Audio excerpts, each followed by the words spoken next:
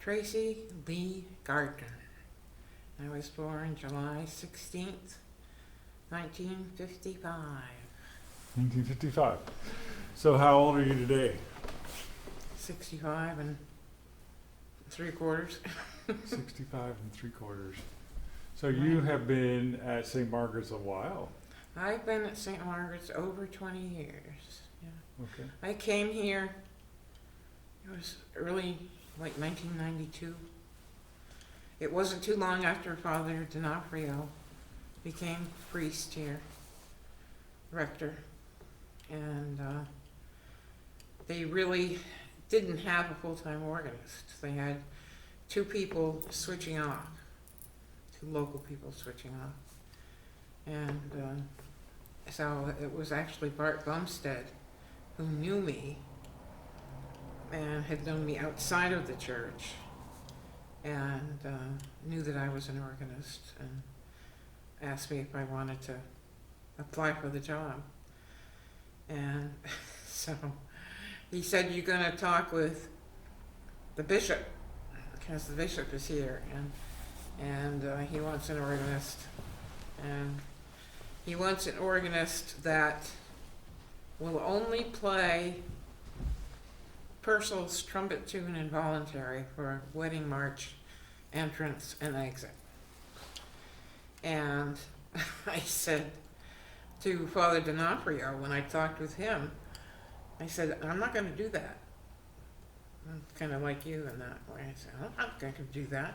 It's not up to the bishop to say what the bride's music is going to be within reason. It should be the bride's decision. I make suggestions, and they usually come in and I play a lot of stuff for them, or they have ideas of their own, and if they're not too unreasonable or too wild, then I play what they want. But I'm not going to tell the bride that she has to have this music." And I said, "If you guys can't go along with that, then I'm sorry." So I don't know if they told the bishop that or not, but they hired me anyway. And the bishop never said anything to me about it, when we had weddings here. That's back when we had weddings here. So that was 90s, you said? 1990s? Yeah, around 1992. And Yeah. so that's almost 30 years ago. Is it really? That's 29 years ago. I don't count. Oh yeah, 30 years. Okay. So this church has been around 40 years, Mhm. and you've been here for 30 years of that time. Yeah, it wasn't too long, as I said, after Father D'Onofrio became priest full time, that I interviewed for the job, so to speak.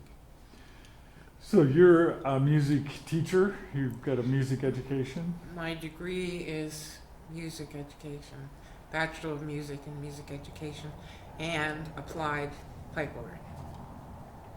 So I really am a true organist. I'm not a piano player that is playing the organ because there aren't any organists around. And that is the case, most cases in this valley. They have people that are pianists that are sort of taught themselves how to play but really don't know how to do pedaling and things like that. So I just keep saying Father Moreau is fond of saying that I'm a real organist. And so somewhere in your journey of faith, almost 30 years now at St. Margaret's, you transitioned from music and organist to actually becoming a deacon, a deaconess. Deaconess. Yeah, tell us about that. Deaconess. How'd that happen? Oh, it was when I lost my leg. After I lost my leg, I was in bed literally for a long time recovering, and I had physical therapy, and they came to the house and worked with me every day. But the rest of the time, I was in bed. I wasn't even in a wheelchair, just to go to the bathroom or whatever. And so Father Monroe said to me, what would you think about becoming a deaconess, taking the courses? And since I was lying in bed all the time, I thought to myself, because I enjoy learning and I enjoy learning new things, and especially in case of the church and church history and knowing more about the Bible and so on. So I said, yeah, I think I would like to do that. I'd like to take the courses. And so I didn't think too much about being a deaconess, only insofar as I was taking some pretty interesting courses that I enjoyed taking while I was bedbound. And in the course of learning and taking the courses and so on, and in the course of what really was a milestone for me in my faith was, of course, losing my leg, and how I was going to deal with that, and what it meant to me, and how I was going to look at it and look at myself. So I thought that would be a good thing for me to do, study to be a deaconess in my situation too. Yeah, so you lost your leg due to diabetes, right? Yeah. I had a wound on the top of my foot, right, just below the toes, and it wasn't healing, and I always hated going to doctors anyway, and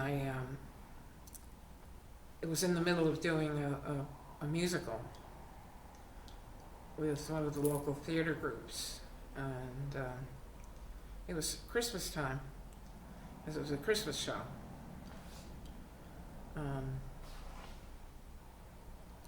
And I remember it got so bad, it wasn't healing, and I didn't even want to look at it. It looked horrible, it looked gross.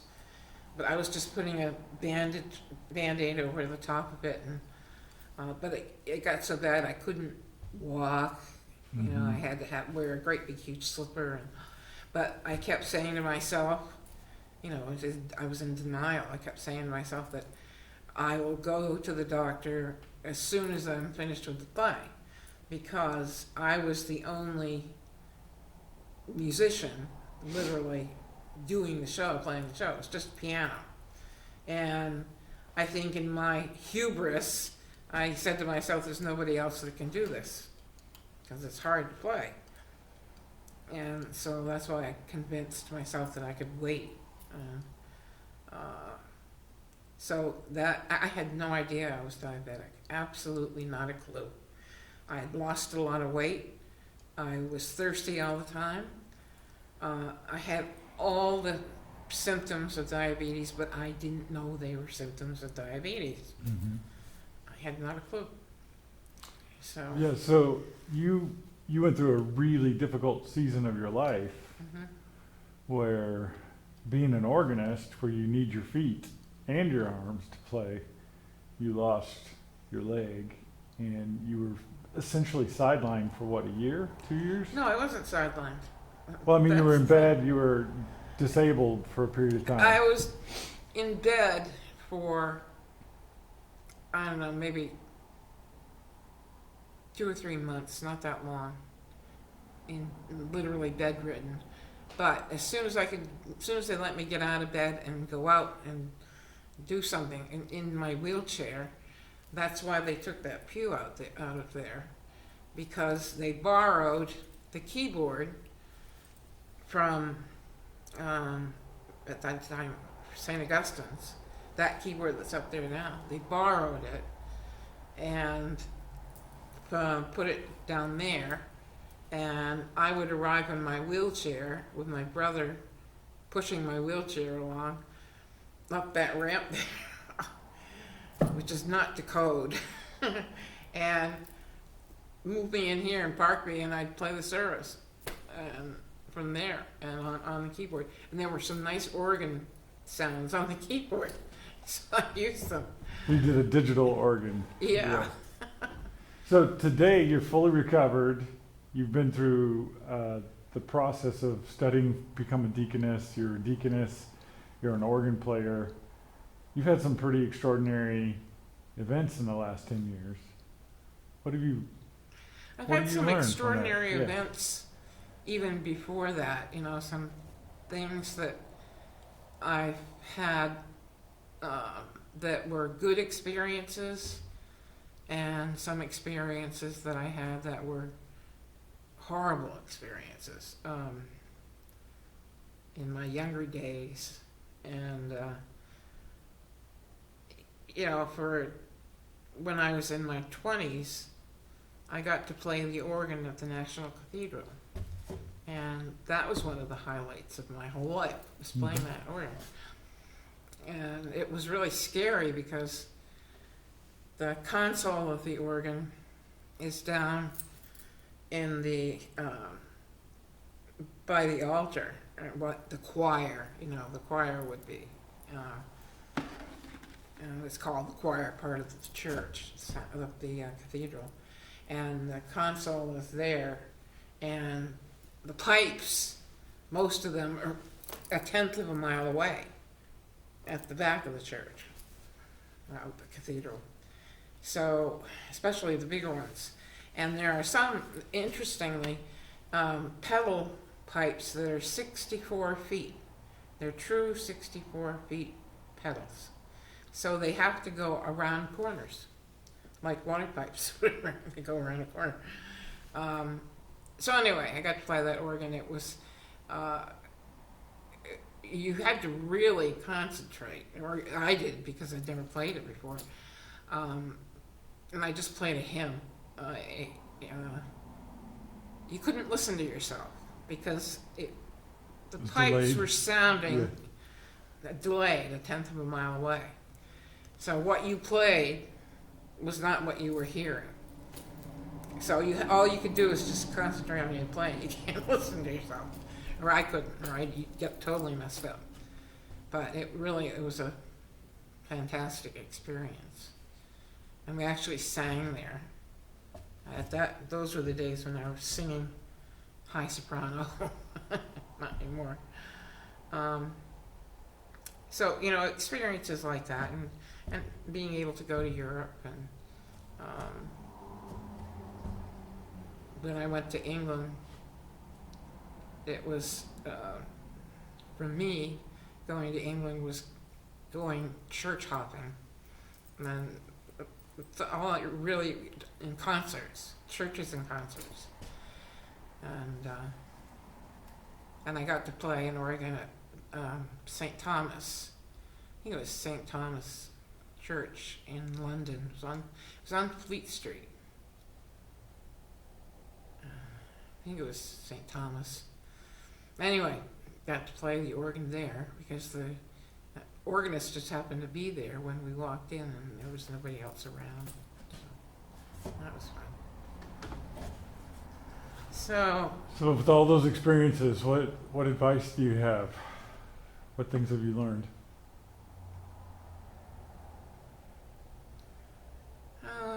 I don't really think I've learned that much. Just these opportunities. I'm not really that great at seeing golden opportunities for myself. I usually take the wrong path, and then I learn from my mistakes. I've made some horrendous mistakes in my life, and to come this far, and to and when I lost my leg was, of course, the biggest event of my whole life, and there then was when I really learned to have faith and to turn everything over to God, and to believe that there is a reason. Like, there is a reason that children die. There is a reason that, all these bad things happen, seemingly bad things happen. And there's a reason for it. And there was a reason for my losing my leg. I learned a lot about faith and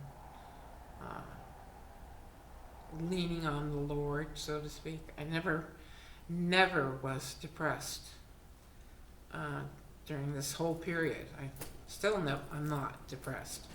And I've gone through other things, and since then, and my whole body is collapsing. So I've learned to have faith and to trust in the Lord. So in that sense, I do. Mm-hmm. Somebody usually has to tell me if there's a golden opportunity for me. Oh, hey, look, you should do that. Look at that. Oh, yeah, like becoming a deaconess. Oh, yeah, that might be a good idea. But after I actually became a deaconess, and what the bishop decided, I hope you're taping this because, good, but you might be. Can't go through all this again. What the bishop decided was that my, what's the word I want? Ministry was music. So he added music. Literally, he added music to the definition of what a deaconess can do in the canons. Because music wasn't there before. Your deaconess's ministry. They're usually, I actually kind of look down on what the role of a deaconess was supposed to be. I was not too impressed with the role of a deaconess, which was to visit the sick, to hold a Sunday school class, and that's about it. So I wasn't too impressed with that. I thought, well, a deaconess is the female of deacon. So why, and we are being set apart. So why can't we do what a deacon can do? I just can't get past that. I still can't get past it. And Father Monroe was pretty good about, at first, having me assist him at the altar. Not for a Sunday Mass, because I'm always at the organ, but for the Thursday Masses in the chapel, he'd have me assist him once in a while and taught me how to do it and read the epistle. And so that was something, but it's still not enough for what a deacon is as compared to a deaconess. And I see all these flocks of women down in Florida who are deaconesses in the APA, and I call them flocks because I see them in their uniform, and I said to Father Monroe, I'm not wearing that. No way. It's like an old lady suit, and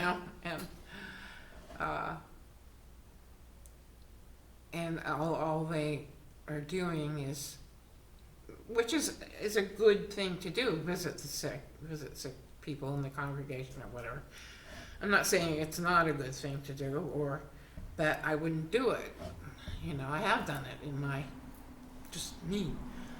But the role of a deaconess should be equal to that of a deacon. The only thing we haven't studied as far as courses, whatever, is homiletics. That's the only course we haven't taken that a deacon takes. So for people who are watching, they probably don't know what homiletics are. What is homiletics? How to give a sermon. Sermons. To me, it's how to give a sermon. It comes from the word homily. Yeah. Yeah. So how to prepare and then. Yeah. clearly not only just communicate, delivering, but how to prepare how to and communicate. delivery. Yeah, all the above. Yeah. So you've been a little bit of a pioneer in the sense that there's only been a couple of people, I was the first the first deaconess in the whole ACA. right. Yeah. So some of your legacy is you're a tenacious organ player and won't let losing a leg keep her from playing. Yeah. That doesn't mean I'm good. You didn't say I was good. Yeah, but Tenacious. I'm pretty sure you're the first one-legged organ player in the diocese, and you're also the first I'm pretty sure. ordained deaconess in the diocese. Yeah. So you're, in many ways, you're a trailblazer. You're someone who is at the front of things. As you've gone through this process personally and then with the church, is there anyone that you saw as an inspiration? Anyone in your life that you look to for inspiration? There were people in. I have to compartmentalize who I in my life look to for inspiration. The man that I studied organ with, and I started in high school, and he was also the high school choral director, and I was the accompanist for the high school chorus. He got me started because he was an organist, and he was a really excellent organist. So he got me started on pipe organ, and I learned an enormous amount from him, and I really looked up to him as far as being an organist and a musician. Mm-hmm. He taught me more in working with him. He became the first choral director of the Mount Washington Valley Choral Society. And in working with him, he taught me more about choral conducting and working with a chorus than what I learned in college and in taking conducting classes and choral conducting and so on. I learned more from Richard than I did in college. And as far as conducting myself in public, mostly because I'm actually really a shy person, and I'm not good in public situations. If I go to a party that's more than 3 people, I don't know what to say. I'm not good at small talk. But this other person, who happened to be the wife of Richard, Caroline, she taught me a lot about how to conduct myself in public, and how to, I just watched her, and so I learned a lot from her. Spiritually, I would say Father D'Onofrio was who I really, through him, connected most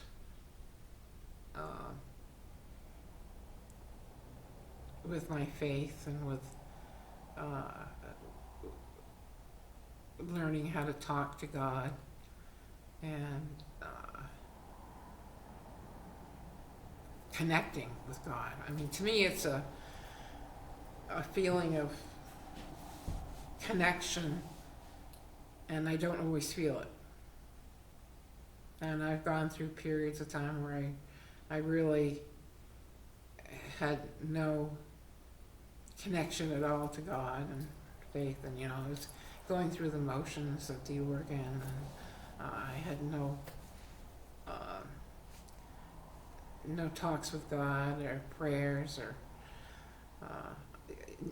going to church didn't do anything for me. But then I go through another period of time where, wow, I dive right into it, and I really feel connected to God and to Jesus, and feel as though I can talk to them. But Father D'Onofrio really gave me a real honest-to-God connection. Before, always went to church, but it wasn't, and of course being an organist, I was always in church anyway, because everybody always wants an organist. Sure. I can always Sure. get Yeah. a job. So I played in a lot of churches, Lutheran and Roman Catholic and Baptist and Methodist, and I've done all the denominations. Christian Science. Dear Mother, Father, God. So we start the Lord's Prayer. It always Right. got me. Yeah.